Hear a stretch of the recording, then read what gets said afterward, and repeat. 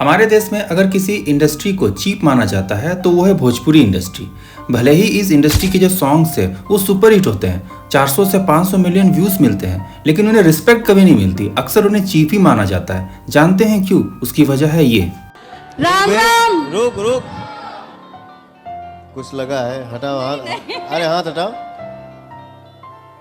अरे यार हाथ हटाओ ना भैया। ठीक। और कुछ लोग मुझे ही गलत समझ रहे हैं, कुछ मीम्स पे लिख रहे हैं कि ये तो हंस रही थी, मजे ले रही थी, कि पब्लिक में कोई मुझे ऐसे टच करके जाएगा उसमें मुझे खुशी। ये मामला एक सॉन्ग के प्रमोशनल इवेंट का है। एक्चुअली पवन सिंह और ये जो लड़की इस वीडियो में है जिसका नाम अंजलि राघव है, वो इन दोनों का एक नया सॉन्ग आ रहा था जिसके प्रमोशन के लिए वो लखनऊ पहुंचे हुए थे।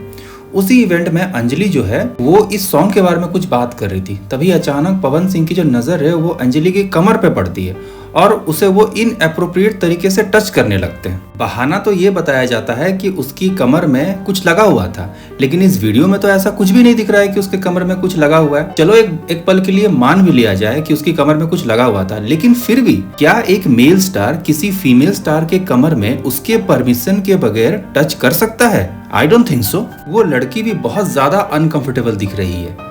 उसकी हंसी के पीछे उसकी जो ऑकवर्डनेस है वो साफ साफ दिख रही है। वो लड़की पवन सिंह को रोकने की भी कोशिश कर रही है, लेकिन पवन सिंह फोर्सफुली उसे टच करने की कोशिश कर रहे हैं। कुछ टाइम बाद सेम लड़की का जो क्लैरिफिकेशन है वो भी आता है, जिसमें वो कहती है कि क्या मुझे ये सब अच्छा लगेगा? मुझे गलत समझ रहे हैं, कुछ मीम्स पे लिख रहे हैं कि ये तो हंस रही थी, मजे ले रही थी, कि पब्लिक में कोई मुझे ऐसे टच करके जाएगा उसमें मुझे खुशी होगी, मुझे मजे आएंगे।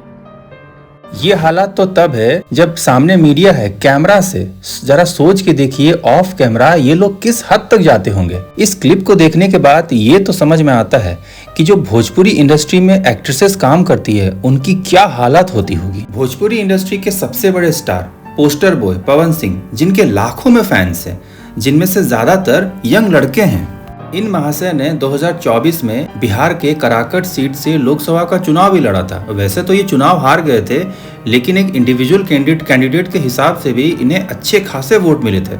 अब जरा इमेजिन करके देखिए, अगर ये जीत जाते और ऐसे लोग पावर में आ जाते तो उस कॉन्स्टिट्यूंसी की जो फीमेल्स थी, जो महिलाएं थी, उनका क्या हालत होता। गानों में तो अजीब अजीब तरीके से एक्ट्रेसेस को टच करते हो और उसे एक्टिंग कहकर जस्टिफाई भी कर देते हो, लेकिन स्टेज पे तो ऐसी हरकतें मत किया करो महाराज। इतने बड़े एक्टर को ये सोचना चाहिए कि उसका इन्फ्लुएंस कितना बड़ा हो सकता है। उसका एक गलत स्टेप पूरी सोसाइटी को कितना गलत इन्फ्लुएंस कर सकता है। लेकिन पवन सिंह तो ठहरे मस्त मौला इंसान, उन्हें कोई फर्क नहीं पड़ता सामने आदमी है या औरत। उनको जैसा मन वो वैसा उसके साथ ट्रीट करेंगे, क्योंकि वो एक पावर स्टार है। उनका कोई कुछ नहीं बिगाड़ सकता। जिनको नहीं पता उनको मैं इस पावर स्टार के बारे में एक और बात बता दूं कि ये ऑलरेडी मैरिड है। ये 2 शादियां कर चुके हैं।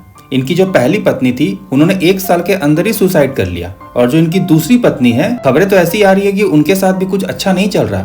और मैं बिल्कुल शॉक नहीं होऊंगा अगर मुझे ये सुनने को मिले कि इन्होंने तीसरी शादी कर ली, जैसी इनकी हरकतें हैं। कुल मिलाकर ऐसी इन्फ्लुएंसर पर्सनालिटी से इस तरह के हरकतों की जो उम्मीद है वो किसी को नहीं होती है। आप अगर इस तरह की हरकतें करोगे, फिर आपके जो फॉलोअर्स है, आपके जो फैंस है, आपसे इन्फ्लुएंस होकर के अगर वो किसी और लड़की के साथ मोलेस्ट करते हैं, उनको छेड़ते हैं, तो इसका दोष भी, इसका आरोप भी आप पे ही लगेगा कि आप ही ने उन्हें इन्फ्लुएंस किया। अगर आपको मेरा पर्सपेक्टिव सही लगा, अगर आप मेरी बातों से सहमत हो, अगर आपको मेरा वीडियो अच्छा लगता है, तो हमारे चैनल को सब्सक्राइब करिए, लाइक करिए और कमेंट सेक्शन में अपनी राय जरूर बताएं।